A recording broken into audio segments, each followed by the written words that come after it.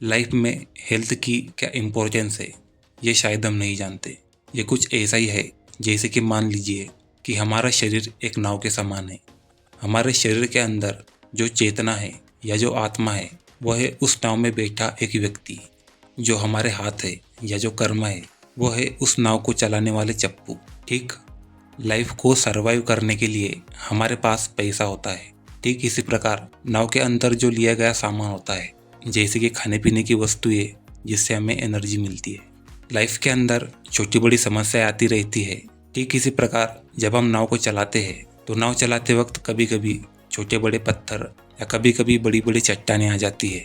साथ ही साथ ये जो संसार है, ये जो रास्ते हैं जीवन के, ये है वो पानी जिस पे हम नाव चला रहे हैं।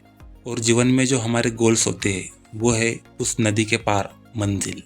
तो यहाँ तक आप समझ गए हो। अभी इस बात को ध्यान से सुनना। मंजिल तक वही आदमी पहुँच सकता है जिसको ज्ञान हो कि चप्पू कैसे चलाने हैं। अगर वो सही तरीके से चप्पू चलाएगा तो वो ज़रूर ही अपनी उस नाव को उस तट तक ले जाएगा। लेकिन अगर उसको आइडिया नहीं है तो सिंपल सी बात है कि वो नाव को कहीं में घुमा देगा। यही हमारे लाइफ में भी होता है। अगर हम सही तरीके से कर्म करेंगे तो ज़रूर ही मंजिल तक पहुंच जाएंगे। दूसरी बात कि जब आप नाव को चला रहे हो तो नाव को चलाने से आदमी थक जाता है, एनर्जी ख़त्म हो जाती है, उसको भूख भी लगती है।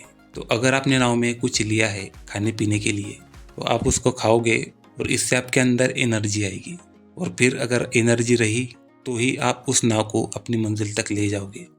ठीक इसी प्रकार लाइफ में पैसे का होना, वेल्थ का होना आवश्यक है। अगर है तो ठीक है, नहीं तो फिर आप जानते ही हो कि जिसके पास पैसे नहीं होते उसका क्या होता है। तीसरी बात कि आप नाव को चलाओगे तो नाव को चलाते वक्त कई बार बीच में छोटे मोटे पत्थर या कभी कभी चट्टानें भी आ जाती है। तो इस मामले में अगर आदमी रुक गया, उसने अगर कहा कि यार मैं तो आगे बढ़ ही नहीं सकता, तो इस मामले में ये होगा कि वो नाव वहीं पर रह जाएगी और एक समय ऐसा आएगा कि वो वहीं पे डूब जाएगी। ठीक यही बात हमारे जीवन पर भी लागू होती है। अगर जीवन में छोटी मोटी समस्याएं आती है और उनको देखकर अगर हम रुक गए तो इससे नतीजा यही आएगा, हम आगे नहीं बढ़ पाएंगे और हमारा जीवन तहस नहस हो जाएगा।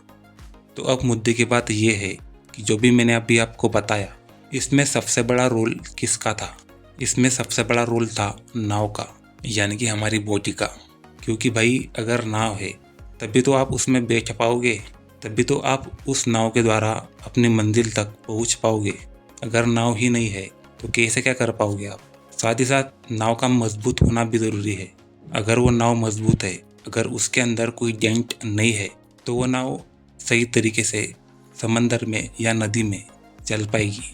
लेकिन उस नाव के अंदर थोड़ी भी कोई प्रॉब्लम रही तो इस बात की कोई संभावना नहीं है कि आप उस नाव को शुरुआत से लेकर अंत तक अपनी मंजिल तक ले जाओगे। इसकी पूरी संभावना है कि वो नाव पानी में कहीं डूब जाएगी और आपका सारा का सारा काम खत्म हो जाएगा।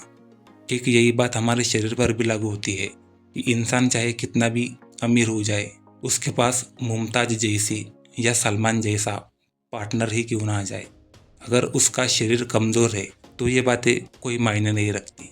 तो आप समझ चुके होंगे कि हमारे शरीर की क्या इम्पोर्टेंस है।